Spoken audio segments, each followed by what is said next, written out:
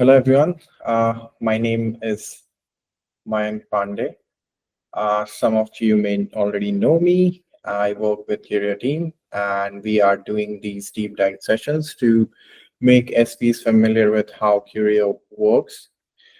Today's session is going to be focused on day one operations, which are basically once you are done setting up your cluster, migrating, from Lotus Miner, what to do next, what are the things that user need to be aware of on day one.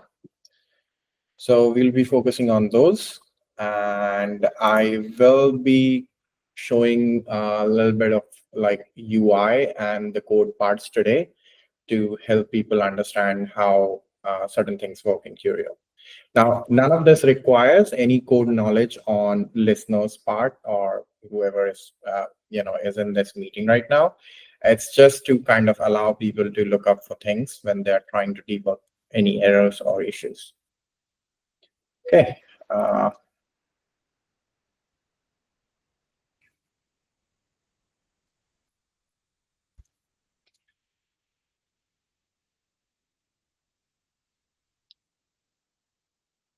So today we are going to cover the Curio CLI and sptool command. And we'll also focus a little bit on the UI side. What are the different pages, how to look up things in UI.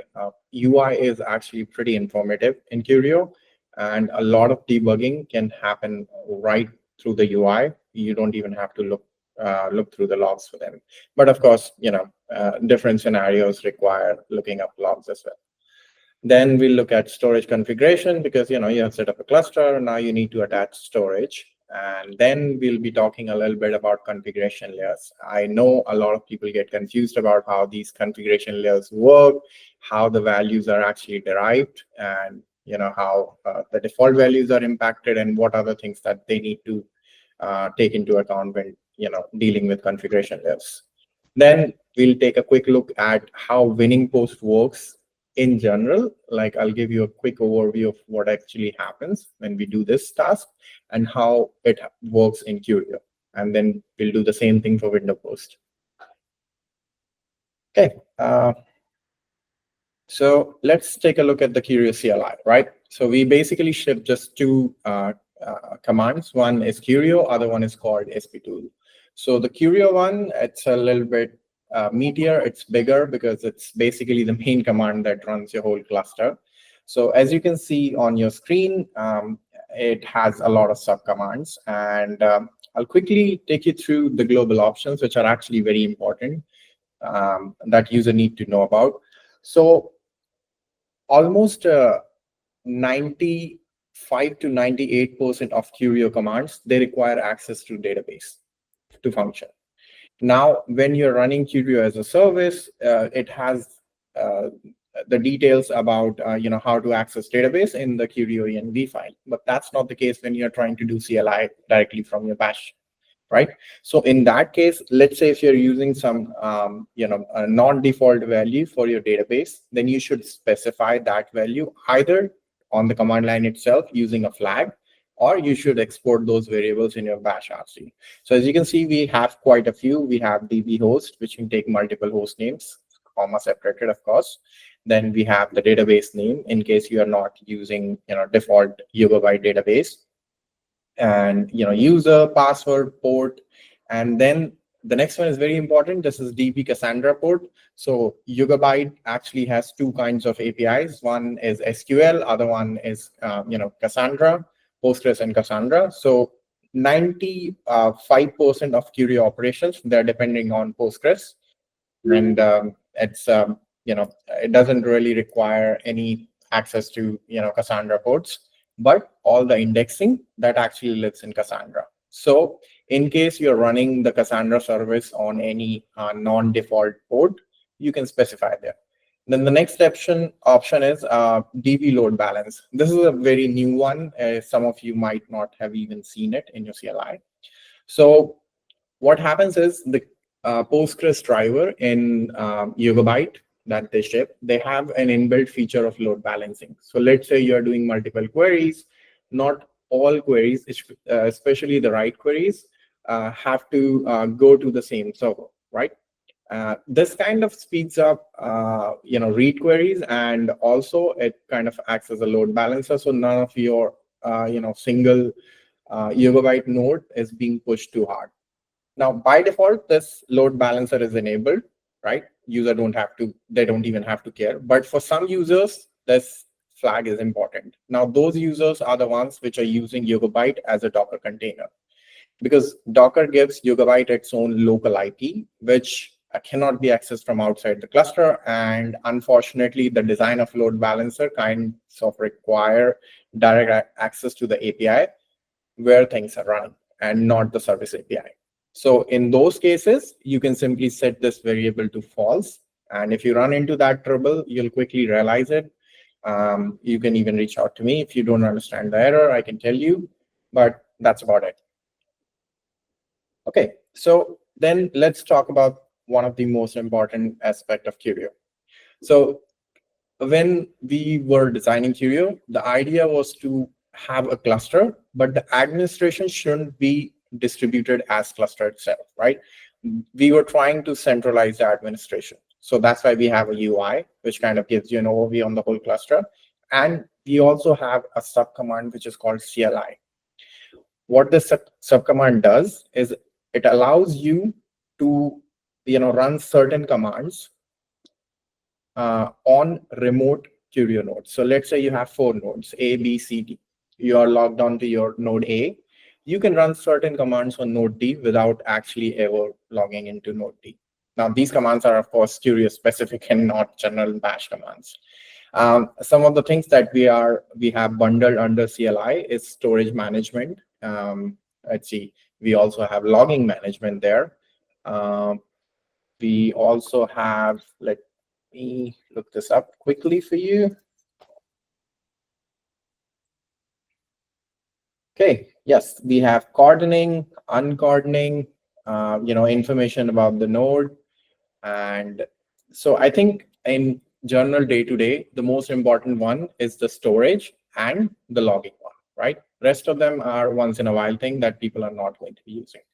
So how it works is it actually goes and looks up in DB and tries to figure out, okay, how many machines does cluster have?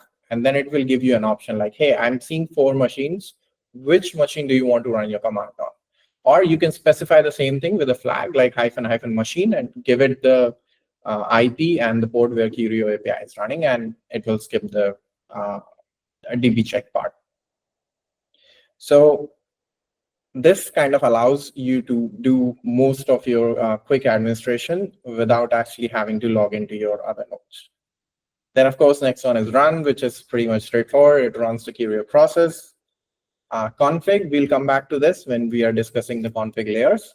Test, of course, these are some small tests. One of them is actually WindowPost test.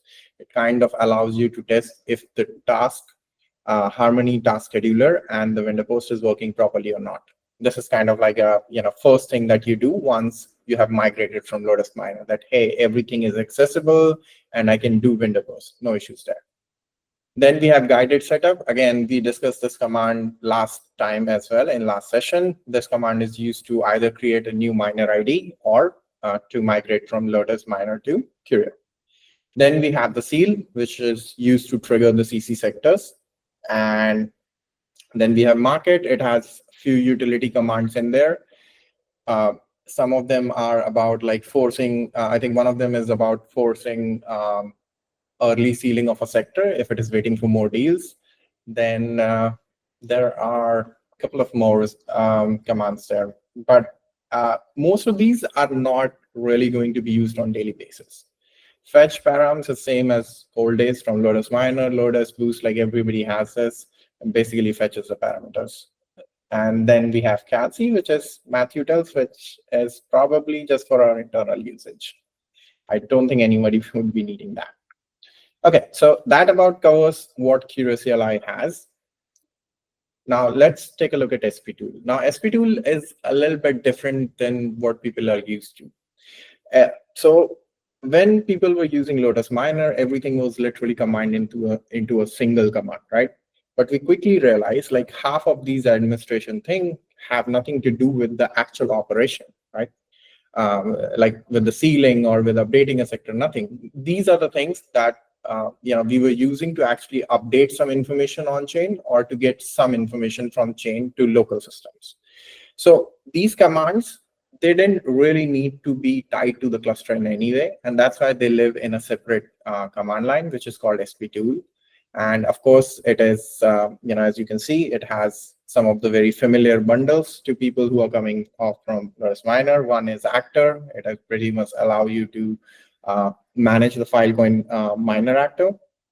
Then we have info, which is the same as miner info, but it of course has far less information in the output, because we are only showing whatever is available on chain, and we are not pulling any data from the local cluster itself. But I think a much better way to look at miner actor is via UI. We'll take a look at it later. Then we have sectors to kind of extend sectors, terminate them forcefully, and the whole shebang. And then we go to proving. This is just about trying to find what's going on with the deadlines. This command is pretty much same as your Lotus Miner proving command. Then toolbox is a little bit interesting. Anything which doesn't really fit under any banner, but people might need it, or we, Curio team, as the dev, we might need it. It's all housed under toolbox. So it's literally a toolbox. There might be multiple commands going forward in that. So there's a very important flag when it comes to sptool. It's a primary flag. It's called --actor. You can take a look at it in the screenshot, and it must be provided from the get-go. Like, the command always goes sptool --actor, and whichever actor you are trying to access the information or change the information about, put that actor ID there, and then do the subcommand like actor or info or sectors, right? A lot of people get confused about it. They keep getting the error that --actor hasn't been specified, and they keep confusing it. So pretty straightforward. It's just this is a compulsory flag that must be provided at all times. Okay, that about covers the CLI overview. I'm not going to go into too much details. You can easily do --L for any of these subcommands to get more details about them. Another thing is Curio actually allows translation. So the command output that you're seeing, the help output you're seeing on your screen right now, it's in English. But if you are a native Chinese speaker or Korean speaker, these things have internal translations, right? So if it detects that your language is set internally on your system as Mandarin, simplified ZH, or Korean, KO, then it will give you the output in those particular languages. Okay, so this basically covers all the CLI. Does anybody have any question till this point?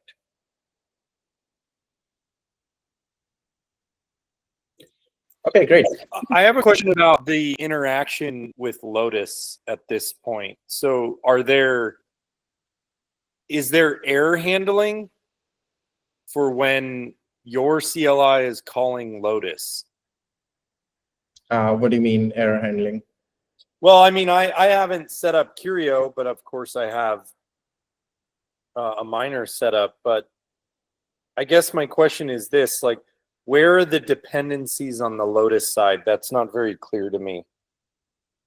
Oh, so anything that requires on-chain data or access, that goes via Lotus. There's no, there's no bypassing it. And that's just the way it works, even in Curio. So and let's say you just install these on the same bare metal? These commands you're talking about? I mean, basically, does Curio, is it lightweight enough to where you can just run it on the same node, whether it's virtualized or physical? In other words, bare metal. Or do I need a whole nother VM? Basically, is Curio like a management VM that needs to run adjacent? No, it doesn't need to run adjacent at all. You pick one of the nodes that is already running, whichever is your favorite, and you start using that to issue all the commands. Because it's all local. Oh, I see. You have a loopback option. You just need to ensure that you are exporting full node API info This is a very important part. Full node API info must be exported in your bash RC. Otherwise, when sptool or any Curio command which requires direct access to full node, it won't be able to do that. Got it. That makes sense now. Thank you. Right. Any other questions? Okay, let's move on to the next section then. Curio UI. I know this is a very small screenshot, and there's of course a lot more to show here. So Curio UI is very central to Curio administration. We have tried our best to put as much information as possible, there on the UI, so people can easily pick up if there are any issues in the cluster. So you can easily realize if something is not going right or your way.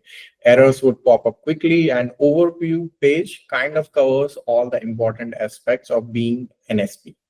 You just take a look at this page and you can quickly summarize if things are going well or not in your cluster.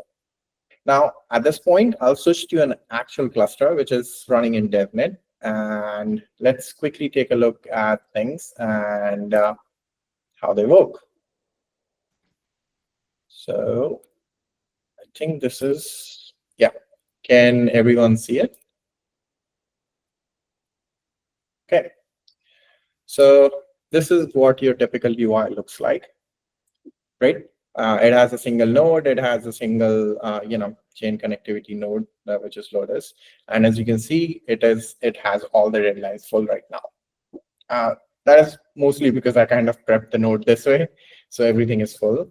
So some of the very important thing on overview page are your actor summary, right? Your storage usage. It quickly tells you, like if your storage is going away, you're quickly going to see it here. If your whatever the status of your actor is, you're going to see it here. Like, is it like zero balance? What is its QAP? And actor ID, you can copy it, of course. How many WinningPost did it have? How many blocks did it win in last 1 day, 7 day, 30 day? And of course, the WindowPost deadlines. So as you can see, if I click on this, it tells me I have total 4 sectors here. 0 are active, live 4, and all 4 are actually faulty. And that's why it is red. Now, if I go and look at here, I see I have total 4 sectors. 4 of them are live. That means, they went online. And then 2 are faulty. So that's why it is yellow, because half of the deadline is good and other half could not be proven during the last WindowPost run. Because then whenever you win a block, it will be displayed here, and you'll also see if the block was actually included as part of the heaviest step set or not. Now, it happens sometimes, you win a block, you send that block out there, but it is not actually included in the chain, and of course, you don't get paid for it. Then your recently finished tasks to kind of keep an eye on things, how they're going, what's going on, and this is very important, 24-hour task count, right? So what you're looking at here is what happened in last 24 hours. So it clearly says that storage GC mark, there's something wrong with this task. Like it has been failing consistently 100%.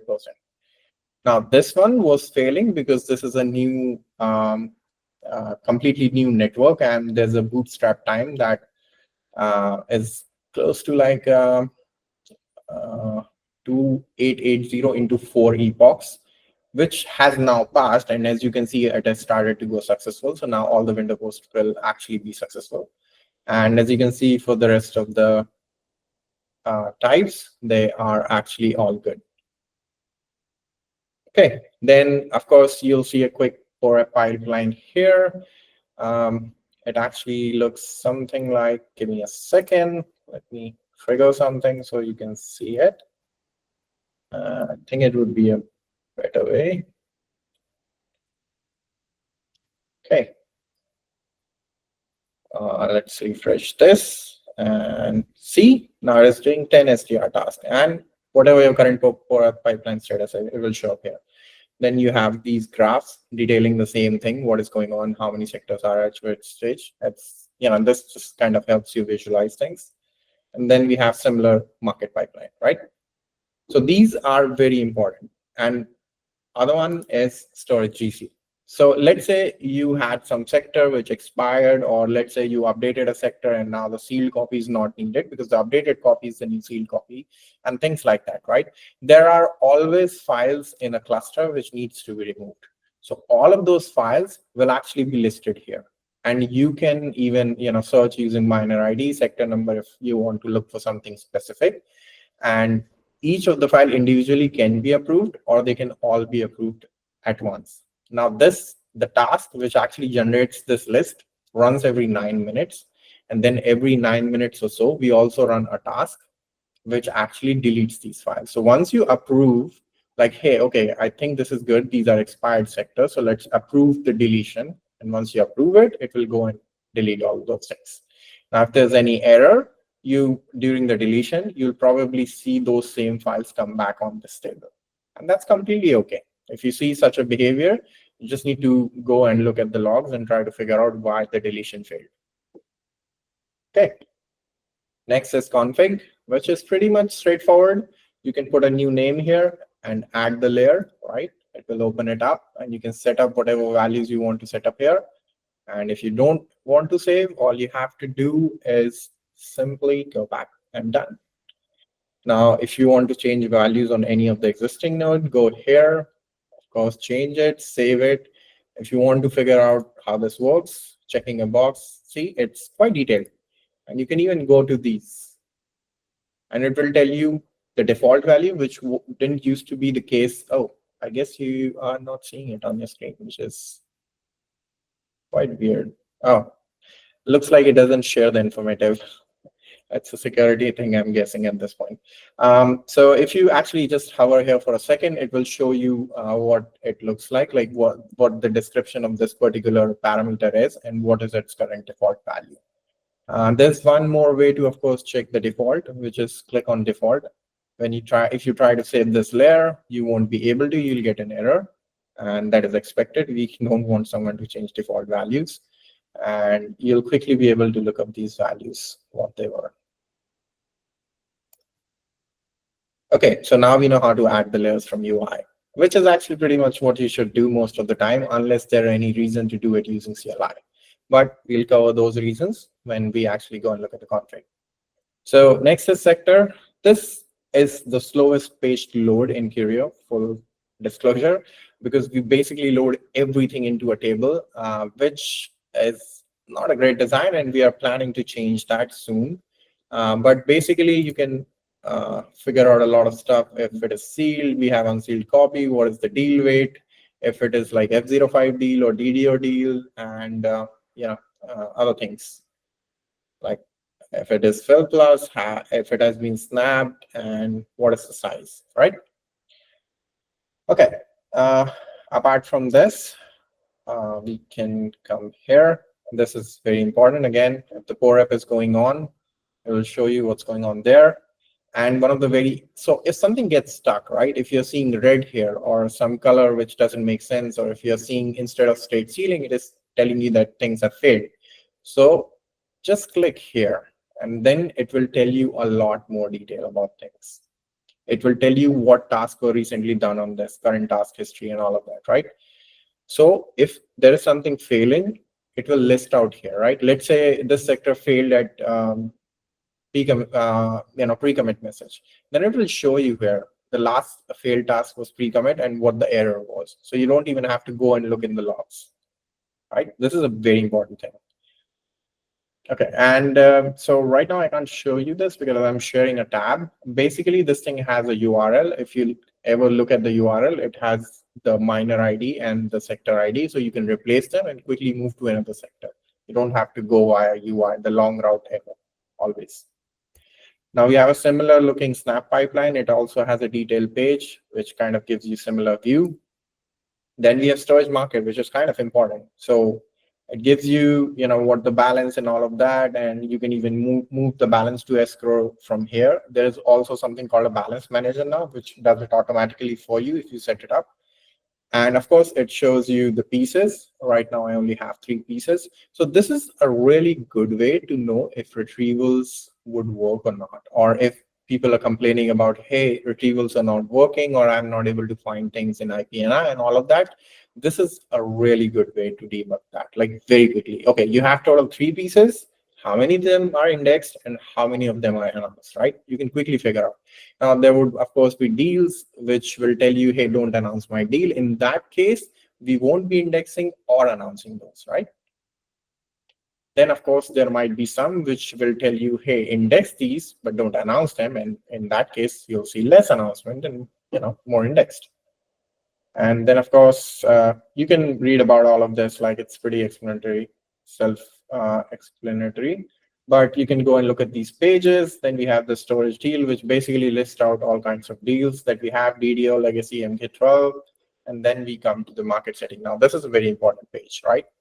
This page actually tells you what your CID gravity connection right now looks like if you have it. So as you can see, CID gravity is not enabled. If it is, it will show you yes. Are the deals rejected when CID gravity is not available? Let's say for whatever reason, CID gravity service is down. Do you want to take these deals or not?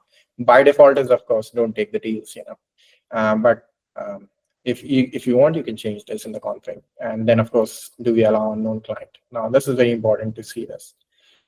And then these are the default filtering mechanism, which is outside of CID gravity. These are applied only if CID gravity is disabled. If you enable CID gravity, none of these filters will be applied on the deal. Everything goes via CID gravity. We do not make any decision locally.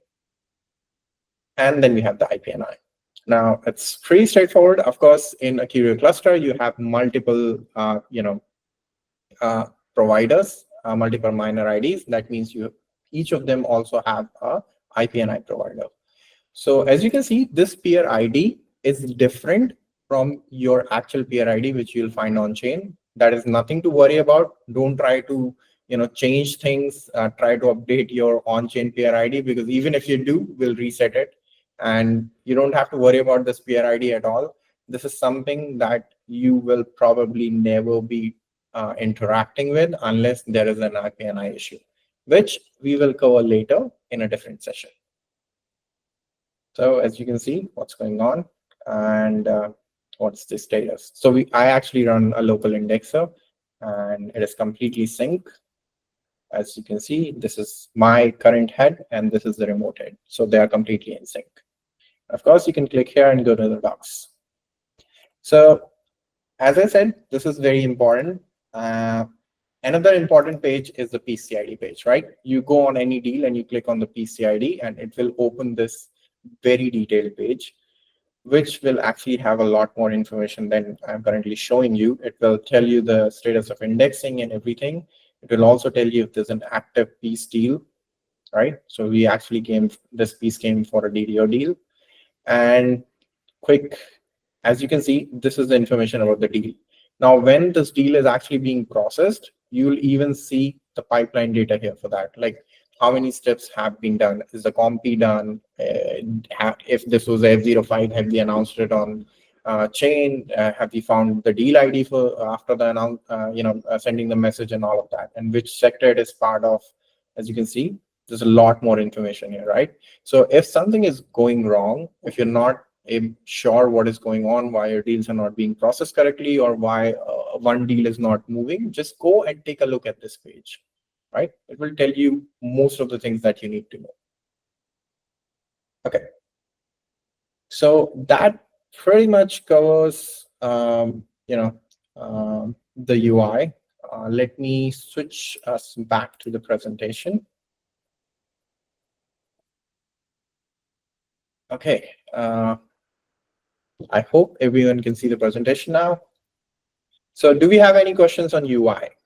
I mean, I know there was a lot of information, but just go through it on your own pace and try to explore different pages and try to figure out what the information is there. If you have any questions, please feel free to reach out to me about those pages. And if you want to add more information which you think would be helpful, feel free to raise an issue or reach out to me directly. We'll get that information in UI. Any questions on UI till now? Okay, I'm going to let you know. But what's required to run the UI? Is it just any web server? Or do you have it all packaged? Oh, it's all packed. You don't need to do anything. One of your nodes, you just tell it, hey, also run the UI, and then you access it. This is one of your nodes. So right now, the node that you were seeing that I was showing you in the example, that is my single node. It runs everything. It does core app pipeline, everything. Like it's a DevNet setup. So of course, it doesn't require a lot of resources. So similarly, one of the nodes, as I said, find your favorite node, designate it for administration, and the same node can also run the UI for administration. And there's no access control on this, correct? No, we don't expect this thing to be exposed over internet at all. Okay. But it does have admin rights, right? I mean, it can basically take things, it can... Yeah, this is basically admin console. If you make some change here, it's permanent. But could you just put... You could put an ACL in front of it with any web server, basically, right? I mean, yeah, if you can somehow put this through via reverse proxy and handle all the security on the reverse proxy side, yeah, sure, why not? Yeah. But then this would entirely be on the user who's configuring this. The safety aspect, I mean. Rest of it should work as it is. Okay, I'm gonna move to the next slide. Okay, so let's talk about storage. Now we have our cluster. We have started the UI. We have seen different pages. What about storage? Storage is a very important aspect, right? So when you are migrating from Lotus Miner, you just have to attach all of that old storage to these new nodes. Last time we discussed, there was a concept called storage nodes, right? Those nodes were the Curio nodes that will only have long-term storage attached to them, and they won't be doing any other task except move storage. They'll just be fetching sectors once they're done processing to the permanent storage, and that's it.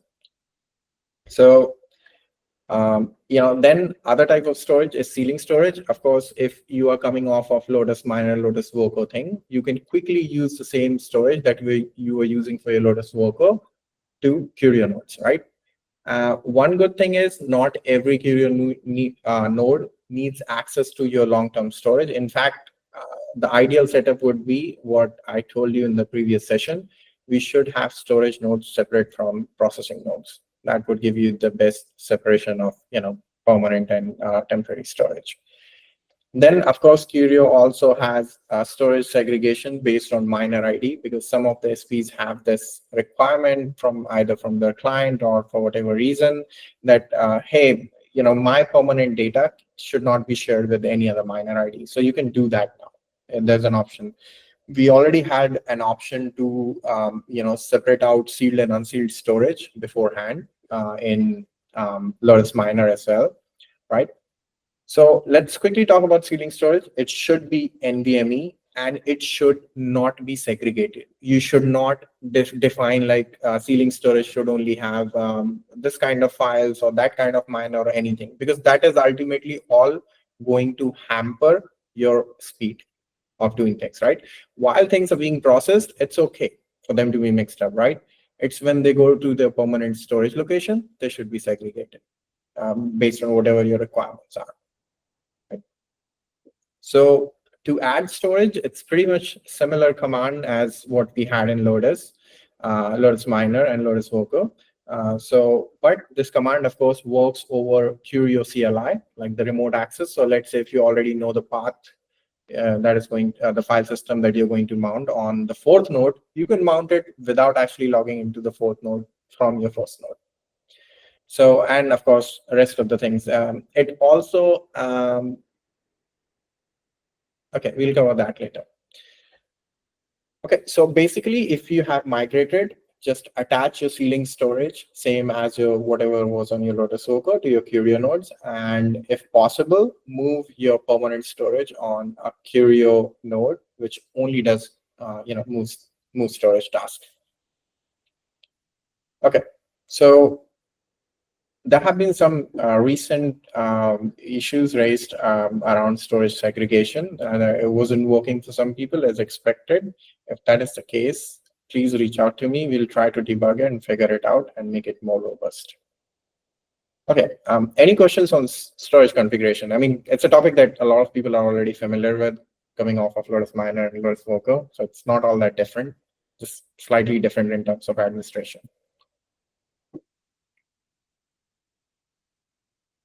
Okay, great, no questions. So let's talk about configuration layers. This is something which is very unique to Curio. It's completely different and it trips up a lot of people. And that's completely okay. It was weird for me as well when first time I actually went through learning how this thing works. So basically, it's kind of like a stack, right? You have your lowest layer, and then you stack things on top of each of them. And then at the end of the day, you take the stack, and then you see how many values came from the lower layers and how many values did you overwrite on the layer above them, right? So what we do is we have something called base layer. Base layer is a must. Like every cluster has it. You shouldn't delete it. If you delete it, nothing will work because we expect base layer to be everywhere, right? Now, what base layer would do is, what actually we would do is, we would take the default values, right? Create a layer out of it, and that's your base layer. And then, of course, we make certain changes to it. Changes which are supposed to be permanent in a cluster, and that's completely okay, right? Then on top of that base layer, we stack other layers. Let's say something which deals specifically with sealing, or something that deals with post, WindowPost, WinningPost, or something that runs GUI, right? There's a GUI layer dedicated. All it does is it tells the node that, hey, start running an HTTP server on so and so port and expose all the RPC things via the UI there. Nothing else, right? So base layer is one of the most important. Now, typically what people understand is that, hey, I have the base layer as whatever it came to be, like whatever came out of the box, and I'm not going to touch it. And then I'm going to create layers for everything else and then put all the values there. Now, this is not incorrect way of doing things. It's just you're not going to get the most out of it. Now, any values, and I'm talking about the values which do not control any action. So let's say we are talking about some timeout value, or we are talking about how long to wait before we do a pre-commit task or things like that, right? Value which have very little to do with if the task would be done or not done. They kind of like these are guiding values, right? They guide how your whole cluster behaves. These values, they should all be put in the base layer. You shouldn't have to put these on upper layers. It doesn't make sense, right? Because every system might need access to these values. What if you have set up the value of a certain thing? Let's say, okay, let's talk about if you have set up your CID gravity as like you have set it up correctly, but you have done it in a layer which is just running on your market node.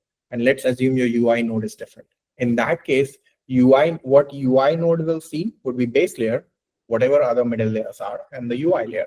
And it will see, none of these values talk anything about CID gravity, so I'm going to assume it's off, even when it is actually on, because your UI doesn't actually have access to all of that data. John, I'll answer your question after this. So basically anything which is like value, like 5 minutes, 15 minutes, 10 minutes, or XYZ, or domain name, or any values which are less about controlling things, more about how do I define this correctly? They're less turn on and off switch, more about what the power would look like, right? So these should all stay in base. Now, once you have this base, which has all the relevant config settings, then you put upper layers on top of that base, which actually turn switch on and off. Like, hey, are we going to do SDR or not? How SDR is going to work, that is defined in base value. Now, do we do an SDR or not? That's on a upper layer.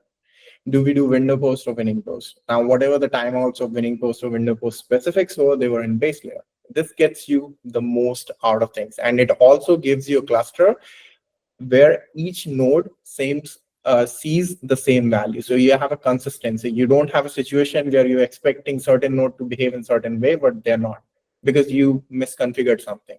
That's why try to put everything in base as much as possible, right? But use the actual on and off switches on upper layers. I know this is a bit confusing. It still might not be very clear, but the more and more you use Curio, you'll quickly get the hang of it. Okay. Then next thing, of course, the stacking, as I told you, what stacking does is it takes a layer, whatever the values are, then we put another layer on top of it. Now, if there's any value that the top layer has changed, then the value in the lower layer would not be used. We'll use the value from the top layer. So let's say in base layer, you set timeout to be, let's say default timeout is 5 minutes of HTTP server. On base, you set it to be 2 minutes. Then you put on something on top of it, which is market layer, let's assume, and you put it 7 minutes there. Then at the end of this all, what market node will see is 7 minutes, not 2 minutes, not 5 minutes. And if you don't change anything, then it will just see the default value coming from the lower layer to upper layer, which is 5 minutes. Okay, so we have talked about the base layer. We have talked about how to check default values. We already saw that in UI. There's a CLI as well. It is called Curio config default. It will show you exactly all the default values if you want to see it in CLI. And there is, of course, a dedicated CLI Curio config. It has multiple subcommands. The important one is the default, which gives you the default value. Then another one is called view. View takes multiple layers from you. So let's say you're not sure what the final output of stacking would look like. So what you can do is you can set up your layers and then go Curio config view -- layers and give it the layer name. And it will show you what the final stacking result would look like for whatever values you have set. So if you're ever unsure about how these values are going to overwrite each other, just go and take a look at that command. It will help you a lot. Then, of course, there's a command to see the config layer, like what values are set and everything. And then, of course, there's a command to edit it. Now, Curio CLI should only be used for, especially the edit command, should only be used in the condition where you don't have access to UI. It can happen you set some value which wasn't a good value, right? Which is then your system crashes, and of course it cannot start because it doesn't understand that bad value and it keeps telling you that, and now you don't have access to UI. How do you change it? So then you do Curio config edit and the layer name and change that particular value, and you can restart your system, and once the bad value is gone, you can make the rest of the changes via UI. Then we also have something called machine specific layers. Now these play a very important part. These are layers which we put on top of base, which defines parameters in such a way that which are specific to a single machine. A very good example of these would be a Curio SupraSeal batching machine, right? The configuration in Curio SupraSeal batching requires the add certain things like where your device names for your NVMEs, which are unique to your physical node. That's not something that you're going to share across multiple nodes. So in those cases, you use machine specific layers, right? Or maybe there's a case where your machine can do like 12 STR, but you only want it to do 10 STR for some reason. Whatever that reason might be, maybe you're running something else there which requires CPU memory or something, and it could be that, right? So in that case, you create a separate layer for that machine, which controls like, hey, max STR task allowed is 10, even though you have the resources. And that restriction is only on that specific machine, nothing else. Okay, so that pretty much covers what I wanted to cover in terms of configuration. Any questions apart from the one that John has asked?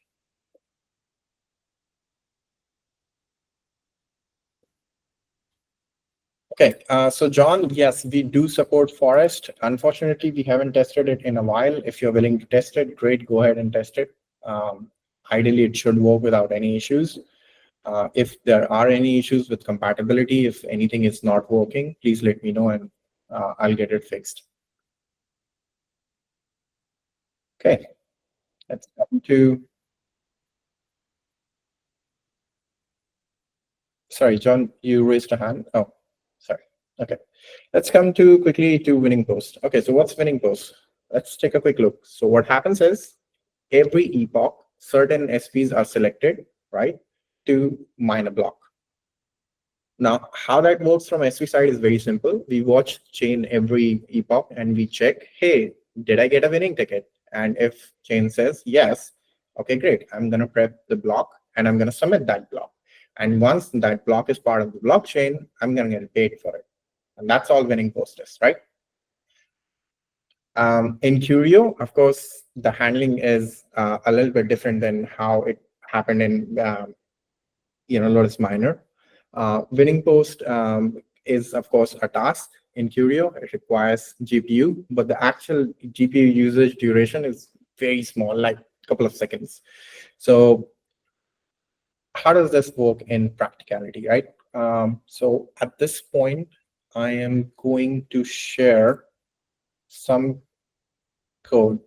And don't worry, you don't actually have to understand anything about the code itself. Just need to follow me with the flow itself. Okay, I think I'm sharing the right screen. Do let me know. Okay.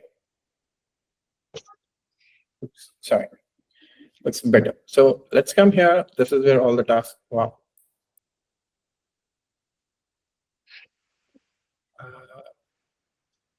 Hold on. Okay. So this is where all the tasks is. One of them is, of course, WinningPost. And we go and open. Come on.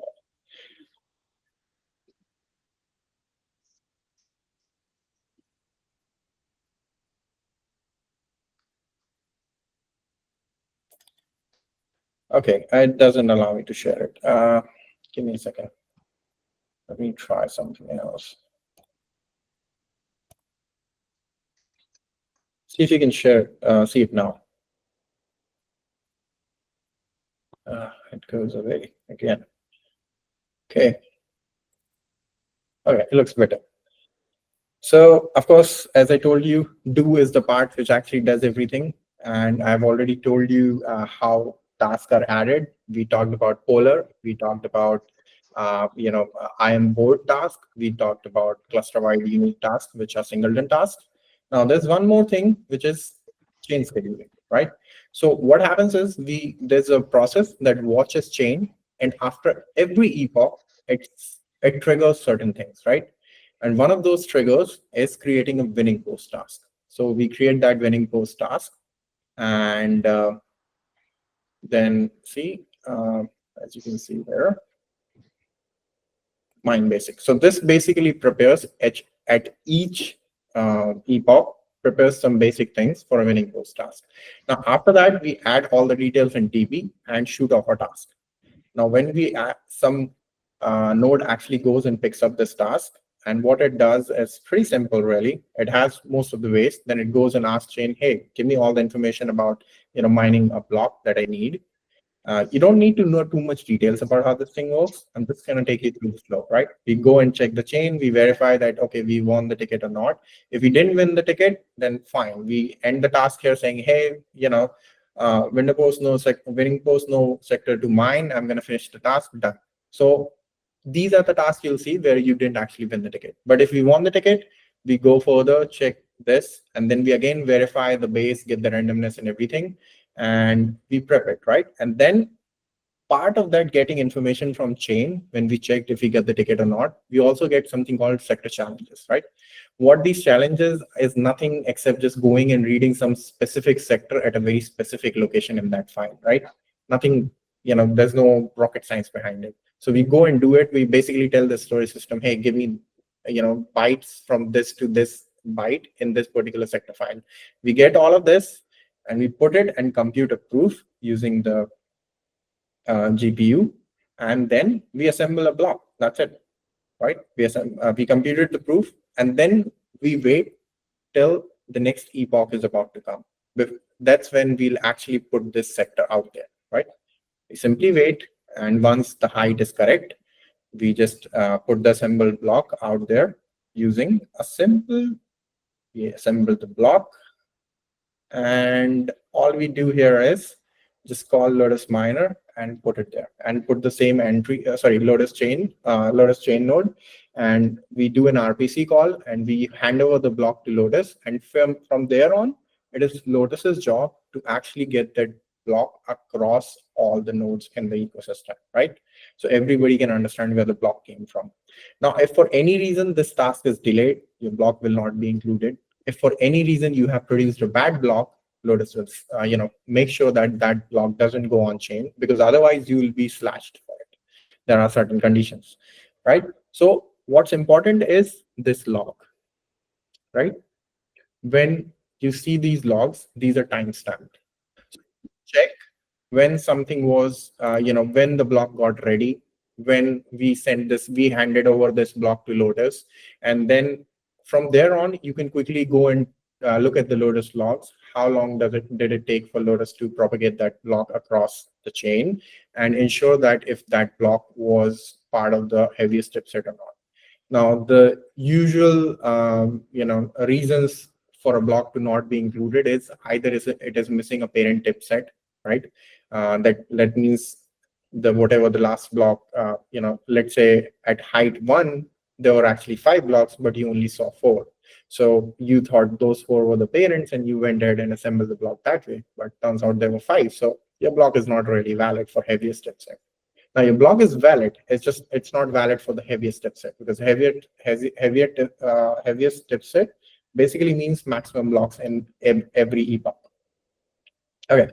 So that's all there is to it. These logs are very important. If you ever feel like you're not sure what's going on with your WinningPost and why I'm losing out on money, just go and look at these logs. They're very helpful and very detailed.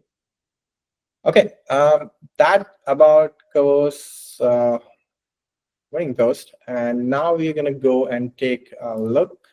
Let's go back to our presentation, see what's next. Any questions on this? I know it was a bit of a ride going through the code. The code part is not important, but you can easily identify the log lines because they literally say log dot, right? And then you can see what the key phrase is, and you can try to grab those key phrase in your logs, and you'll easily figure out what's going on. Any questions? Great. Now we have similar thing, WindowPost task. Of course, this task is again created using the chain scheduler. At each epoch, we check if we are in a certain deadline or not, if it is open or whatever. So as soon as the deadline opens, we create a task for it. Now, what we do is we do not create a task per deadline. We create a task per partition in a deadline. So all the partitions are processed in parallel using different tasks. This, of course, has certain advantages and in certain condition disadvantages. Let's say you have a really slow storage system, then this might not exactly work as you want it to. You might have frequent missed window posts, and in that case, feel free to reach out to me. We can try to tweak Curio in a way which fits your system. So in WindowPost, there are basically 2 parts, right? We get certain challenges from the chain, and we go and try to find those sectors in the storage and read those challenges from those sectors. Again, this is same like WinningPost, right? Read a file at a certain byte, from certain byte to certain byte. We do that remotely. We basically tell storage, hey, give me bytes from this sector, give me so-and-so bytes from this sector, and we get that, right? And then we take all of that and again, create a new proof, which is WindowPost, and then we summon that proof on chain. It's relatively simple. So you can break WindowPost in 2 parts. One is reading, other one is calculating the proof, right? So when you're reading, your GPU is not being used. So you'll see this in your GPU if you look at in your system administration tools. But once that part is done, once the reading part is done, you'll quickly see GPU will start being used, and you'll see those spikes going up and down. And then once it is done, they'll go away. So it is very important when we are reading these challenges that your storage system is not too overwhelmed, right? it must be able to support reading these challenges and doing some very small calculation on these challenges and sending all of the data back to the node, which is actually doing the window post. So any questions on how window post actually works? Like, I know it's not very detailed, but I'm just giving out the information that you don't need to know nitty-gritty details about it. Mayank, just on the storage attached to it, what node should all have storage? So obviously WindowPost is one that should be able to get to the storage, but it's not necessarily necessary to have that on the same node that's running the WindowPost task. The storage node can be somewhere else. Yes, storage node can be, in fact, if you were there in the last session, I suggested, and we have covered this multiple times in this session as well, try to have these permanent storage nodes completely separate from anything else. Don't do any task on them, just do move storage task, nothing else. They should have enough CPU and memory to be able to solve the storage and read these challenges. And that's it. That's all they need to do. And if they're not slow, if your storage is fast enough, it doesn't matter which node is doing WindowPost or WinningPost. If your storage system is fast enough to read, we don't care. And if your storage system is fast, you can be so efficient that you can prove multiple deadlines within a few minutes for multiple minor IDs, right? Because ultimately, the actual calculation part is very small. It's just challenges that we have to read that actually takes time. And WindowPost still needs GPU? Yes, it still needs GPU when we actually do the proof compute, right? We read the challenges and then we use all of that data to generate a proof for chain. When we are generating that proof, that's where we need the GPU. And that's why there's a over-provisioning factor in Curio, which allows you to over-provision your GPU. So you can do more than one winning and WindowPost task on the same GPU, because it doesn't really require a whole lot of memory. It's something that where two tasks can be done parallel, unless like GPU is really, really small. Do you know the minimum memory requirement for GPU for WindowPost? I think we've had some 1080s, which the memory is just not enough. I don't think it would work on 1080 if I'm right. Like 2080 was the bare minimum that was done. But this question I think would be better asked in Rust fell proof, because those are the guys that designed this and they know more about this, how much memory would actually vmem will actually need. But we can ask these questions and give the answer for you. Just ping me about this. No, correct. Yeah. Fill Curio help thread, and we'll get the people involved. Awesome. Thanks. Great. So for WindowPost debugging, again, it is same as WinningPost that I showed you in code, right? You have a task called window, and it is actually divided into three different things, right? So there's a task which does the recovery, which is separate. It doesn't, all it does is reads the challenges and says, oh yeah, all the sectors are there, I'm going to post the recovery. And then of course, the one that actually does the window post, right? The actual calculations. And then we have the third one, which actually submits the proof. So in the window post task, what it does is it actually generates the proof and saves the proof back into database. We don't submit it using that task. And then there's a submit task, which actually keeps looking at the database like, oh, we have a new proof for so-and-so deadline for so-and-so minor. Let's put it on chain. So everybody's doing their own very specific jobs, and all the coordination goes via database. So it makes it easy to do multiple minor IDs at the same time more efficiently. Okay, any questions on WindowPost at all, like completely in any domain within WindowPost? Okay, so for debugging, if you're not sure what's going on with the WindowPost task, just do the same thing, grep for specific logs that you can quickly look up in your Curio repo, and you can grep those key phrases and quickly understand, oh, did my WindowPost task ever reach this point or not? Or did it fail before that? But of course, when the task fails, we actually put the error in detail in UI as well as in database. So that is another place you can look at.